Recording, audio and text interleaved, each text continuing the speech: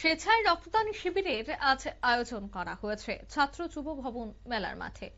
এদিনের এই রক্তদান শিবিরে দেখা গেছে যে ছাত্র যুবরা অর্থাৎ বাম ছাত্র যুবরা তারা কিন্তু এই রক্তদান শিবিরে অংশগ্রহণ করেছেন।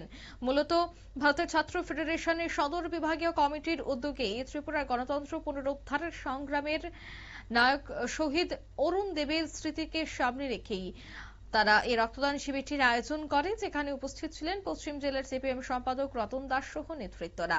এসএফআই রাজ্য সভাপতি প্রতিম শীল এই বিষয়ে কি বলছেন শোনাবো। আমরা ভারতের ছাত্র ফেডারেশন, আমাদের সংগঠনের প্রাক্তন রাজ্য কমিটির সদস্য কমরেড অরুণ দেব, তার আজকে 37তম শহীদান দিবস। 1988 থেকে 1993 সাল কংগ্রেস টিইউসির সরকারি রাজ্যের মধ্যে একটা বিস্ময়কর পরিস্থিতি গোটা রাজ্যে, যে ঘটনাটা গোটা রাজ্যে মানুষ আগে কোনোদিন দেখেনি। তৎকালীন সময় এই রাজ্যে এই একটা বিস্ময়কর পরিস্থিতি ঘটেছিল। খুন, সন্ত্রাস, রাজধানী, ধর্ষণ, ক্যাম্পাসগুলিকে রক্তাক্ত করা, কলেজগুলিতে সন্ত্রাসের ল্যাবরেটরি তৈরি করা, এগুলি তৎকালীন সময়ের সরকারের গুন্ডা বাহিনীর নিত্যদিনের ঘটনা ছিল। এবং তার সাথে ছিলেন এই রাজ্যের প্রান্তিক এলাকার মানুষ চরম দারিদ্রতার মধ্যে ভুগছেন।